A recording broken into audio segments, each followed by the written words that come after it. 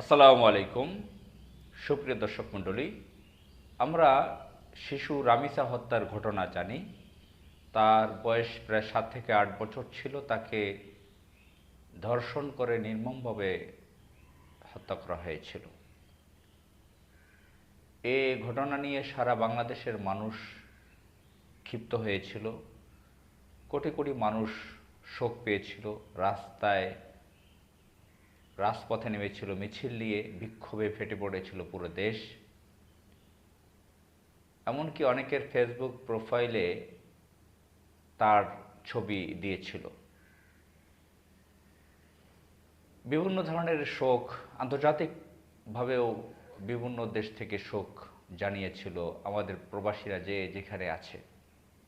অত্যন্ত বর্বর একটা ঘটনা ঘটেছিল। 7-8 বছরের একজন শিশুকে যেভাবে নির্মমভাবে, বর্বরভাবে হত্যা করে তার কোমল ওই শিশুর শরীরকে খণ্ডিত করেছিল, তা অত্যন্ত ভয়ানক। তো এই ঘটনায় আমি মিডিয়া থেকে পড়ে শোনাচ্ছি। ঢাকার পল্লবীর শিশু রামিসা আক্তার ধর্ষণ ও হত্যা মামলায় মাত্র ২০ দিনের মধ্যে বিচার সম্পন্ন করে প্রধান আসামি সোহেল রানা ও তার স্ত্রী স্বপ্না খাতুনকে মৃত্যুদণ্ড দেওয়া হয়েছে। ২০২৪ সালের ৭ জুন ঢাকা মহানগর শিশু সহিংসতা দমন ট্রাইব্যুনালের বিচারক মাসরুর সালেকিন এই ঐতিহাসিক রায় ঘোষণা করেন। রায়ের প্রধান বিবরণ: মূল শাস্তি, সোহেল রানা ও তার স্ত্রী স্বপ্না খাতুন উভয়কে মৃত্যুদণ্ড। অর্থদণ্ড: সোহেল রানাকে ৫ লাখ টাকা এবং স্বপ্না খাতুনকে ২ লাখ টাকা জরিমানা। বিচারের সময়কাল মাত্র ৪ কার্যদিবসে বিচার কাজ শেষ করে ঘটনার ১৯ দিন পর রায় ঘোষণা করা হয়। তো এটা আপনারা জানেন যে আমি ডেইলি স্টার পত্রিকা থেকে পড়ে শুনিয়েছি, ডেইলি স্টার বাংলা থেকে। আপনারা জানেন যে রামিসার বাবা এই হত্যার বিচার চায় নাই, কারণ বাংলাদেশের যে বিচারের সংস্কৃতি তিনি দেখেছিলেন যে এখানে বিচার হয় না। এবং রামিসার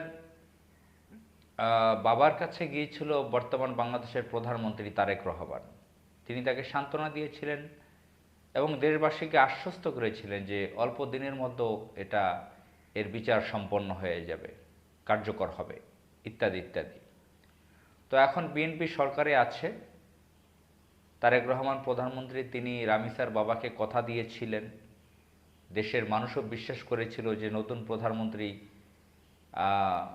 ইঞ্জিনিয়ারিং করে ক্ষমতায় আসুক আর যেভাবে আসুক না কেন, মানুষ তো আশা পেয়েছিল যে নতুন প্রধানমন্ত্রী তিনি সে বাসায় গিয়েছেন, কথা শুনেছেন রামিসার বাবার এবং ওয়াদা দিয়েছিলেন। কিন্তু আজকে ২ মাস পার হয়ে গেল, ২ মাস পার হয়ে গেল, রামিসার হত্যার বিচারের রায় কার্যকর হয়েছে? হয়নি। তাহলে তারেক রহমান কী ধরনের কথা বললেন? এ ধরনের কথা বলা ব্যক্তিদেরকে কি বলে আপনারা জানেন?